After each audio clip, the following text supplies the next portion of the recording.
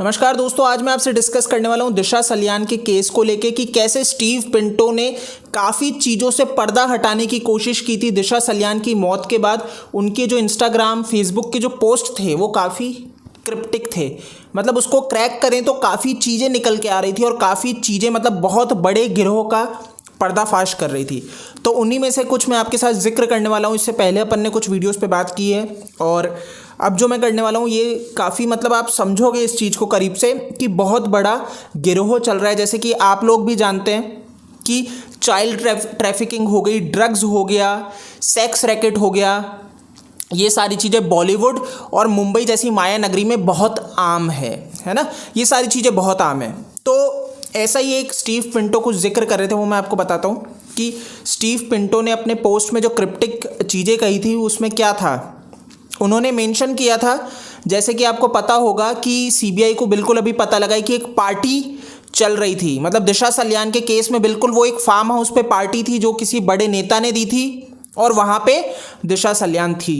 तो यहाँ पे स्टीव पिंटो ने भी बिल्कुल जिक्र किया कि वो बोलते हैं कि हरेसमेंट हुआ था करजात में, जो फार्म हाउस है निराल में जहाँ पे पार्टी हुई है। 7 जून को उन्होंने पोस्ट किया था कि वहाँ पे हरेसमेंट किया गया। तो आप समझ सकते हो कि दिशा सलियान के लिए जो ये बोल रहे हैं पहले से कि वहाँ पे क्या हुआ। अब आपको ध्यान हो, रिपब्लिक के जो रिपोर्टर थे 2 और एक जो उनका ड्राइवर था उसको मुंबई पुलिस ने गिरफ्तार कर लिया क्योंकि वो आदित्य ठाकरे के फार्म हाउस के बाहर थे। तो क्यों गिरफ्तार कर लिया, ये आप यहाँ से लिंक निकाल सकते हो। उन्होंने नाम लिया झेलम और गोपाल दालवी का, स्टीव पिंटो ने अपने उसमें, जो कि एनजीओ से एसोसिएट है। तो यहाँ पे आप समझ सकते हो जो चाइल्ड ट्रैफिकिंग की बात आ रही है, जो कहा जा रहा है ना चाइल्ड ट्रैफिकिंग भी बहुत आम है। तो बिल्कुल ये वाला जो मुद्दा यहाँ से समझ में आ सकता है कि स्टीव पिंटो हिंट कर रहे थे कि चाइल्ड ट्रैफिकिंग चल रही थी, है ना। तो उस चीज़ में कहीं ना कहीं कोई साजिश है। अब देखो क्वेश्चन क्या खड़ा होता है इस चीज़ से, अगर आप समझोगे कि दिशा सलियान की जो मौत है वो 7 या 8 तारीख के बीच में हुई थी या 7 या 8 तारीख से पहले ही हो चुकी थी। क्योंकि अगर आप देखें कि स्टीव पिंटो ने 7 जून को ही ये पोस्ट कर दिया था। तो यानी कि सवाल खड़ा होता है कि आखिर दिशा सलियान की मौत कब हुई है। अब अगर आप पोस्टमार्टम रिपोर्ट पे जाओ दिशा सलियान के, तो वहाँ पे उनकी एक भी बोन टूटी नहीं थी, है ना। एक भी हड्डी नहीं टूटी है। हेड इंजरी बताई और कुछ मल्टीपल इंजरीज बताई थी, लेकिन एक भी हड्डी नहीं टूटी है, जो कि कहा जा रहा है 14 मंजिल से गिर के मरी थी। तो आप मुझे एक बात बताओ, 14 मंजिल से गिरी, एक भी हड्डी शरीर की नहीं टूटती है, लेकिन या फिर इनको कहीं और मार के यहाँ पे लाके स्टेज किया गया, मतलब पूरा एक नाटक किया गया कि यहाँ पे गिरने से मौत हुई है। तो एक चीज़ दोस्तों ये समझने वाली है। अब देखो स्टीव पिंटो का जो 30 जून का पोस्ट था, जो आखिरी उनका पोस्ट है, वो किस और इशारा करता है, तो वो मैं आपको थोड़ा सा बता देता हूँ कि उन्होंने एक बैंक की पिक पोस्ट की थी, राइट, जिसका लॉगिन पेज था, और वहाँ पे जो उनके हैशटैग थे उसमें वो $37 मिलियन की बात करते हैं। अगर आपने ध्यान दिया हो तो आपको साइड में दिख जाएगा।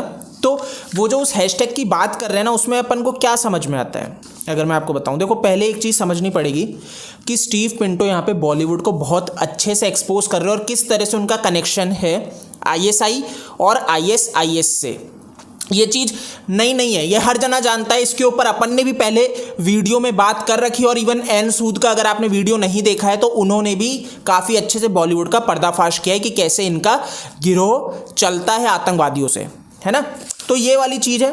अब देखो बॉलीवुड के जो स्टार्स हैं ये लोग डांस करते हैं ये फॉरेन कंट्रीज़ में जाके, और इनका जो पैसा है वो आखिर कहाँ जाता है, वो ये आतंकवाद के काम में जाता है। तो आप समझ सकते हो कि जितने भी दर्शक लोग देखने जाते हैं, जो ऑर्गेनाइजर्स कमाते हैं, वो सारा पैसा यहीं यूज़ होता है। देखो मेन मुद्दे पे आ जाते हैं $37 मिलियन वाला। तो जो $37 मिलियन की बात हुई है ना, तो यहाँ पे रुपए की बात नहीं हो रही है। आपको समझना पड़ेगा कि अपन पहले सोच रहे थे कि ये $37 मिलियन यानी कि रुपए का जिक्र हो रहा है ना, पर ऐसा नहीं है। यहाँ पे अगर NDTV का एक मैं आपको ये दिखाता हूँ, ये NDTV का न्यूज़ है जिसके अंदर 37 मिलियन ड्रग्स पकड़े गए थे इटली में, है ना। अब ये क्या जिक्र है मैं आपको बताता हूँ कि ये इंडिया का ड्रग्स था जो वहाँ पे जा रहा था, और ये किसके यूज़ में होता है। जैसे कि स्टीव पिंटो बात कर रहे हैं 37 मिलियन, तो भैया ये सिंपली यूज़ होना था सीरिया में। और ये जो गोलियां थी, ये जो ड्रग्स था, ये है ट्रेमाडोल ओपियोइड ड्रग, है ना। तो ट्रेमाडोल जो आप समझ सकते हो, उन्होंने काफ़ी क्रिप्टिक तरीके से यहाँ पे यूज़ किया। वो जो डॉलर है, वो ये डॉलर की ओर इशारा नहीं है, वो डॉल आप समझ सकते हो, इस ड्रग का यूज़ हो रहा है, जो कि बिल्कुल पकड़ में आया। अब देखो इसका क्या था, मैं आपको बताऊँ। ये एक्सेल फार्मास्यूटिकल्स कंपनी है जो कि पालघर में है, जो इसको बनाई, है ना। इंडिया का ये ड्रग्स जब वहाँ पे जाता है, श्रीलंका के लिए भेजा गया था, है ना। 75 मिलियंस, है ना, में सोल्ड हुआ था। इंडिया से श्रीलंका जाना था, जो कि डिसअपियर हो जाता है, मिसिंग हो जाता है। और फिर ये कहाँ पकड़ में आता है? इटली में, है ना। ये किसको भेजा जा रहा था? ये लिबिया में ISIS आतंकवाद के यूज़ में भेजा जा रहा था। क्योंकि इस ड्रग का देखो क्या यूज़ है, मैं आपको बताऊं। जो सोल्जर्स होते हैं, जो आर्मी पर्सन्स होते हैं, वो जब इस दवाई को इसको यूज़ करते हैं तो उनको दर्द महसूस नहीं होता और वो ज़्यादा समय तक लड़ पाते हैं। तो ये आतंकवाद के पास भेजा जा रहा था, आतंकवादियों के पास भेजा जा रहा था। तो इसका पर्दाफाश किसने किया था? स्टीव पिंटो ने किया था। देखो यार, ये जो व्यक्ति है ना, अगर मेरी मानूँ तो मैं काफ़ी बुद्धिजीवी व्यक्ति, और इसने काफ़ी क्रिप्टिक तरीके से काफ़ी ऐसी चीज़ें कही हैं, है ना, जो बिल्कुल पर्दाफाश करती है ऐसे लोगों का जो एक चाइल्ड ट्रैफिकिंग। ये देखो लोग, ये आजकल जो NGO चल रहा है ना भारत में, बच्चों को लेते हैं और फिर उनको ट्रैफिकिंग मतलब विदेश भेज देते हैं, जहाँ पे धंधा चलता है। ये बहुत गलत, ये नहीं होना चाहिए। और ये चीज़ हो रही है, ये आज नहीं, ये ऐसा नहीं है कि आज 1-2 महीने से होने लगी, ये बहुत बरसों से होती आ रही है और ये रुकनी चाहिए। ये जो आज बॉलीवुड डर चुका है ना, इतना बुरी तरह से खौफ खा रहा है, ये इसी वजह से खा रहा है क्योंकि ये लोग इसमें लिप्त थे कहीं ना कहीं, और इनको डर है अगर ज़्यादा इन्वेस्टिगेशन बैठ गई तो ये पकड़ में आ जाएंगे। इसी वजह से ये सारा बौखलाहट चल रही है, इसी वजह से उद्धव सरकार इतनी बौखला रखी है, इसी वजह से मुंबई पुलिस, देखो मुंबई में ये काम हो रहा है, मुंबई पुलिस की अनुमति के बिना तो हो ही नहीं सकता। ये पैसा खाते हैं और ये सारी चीज़ें होती है।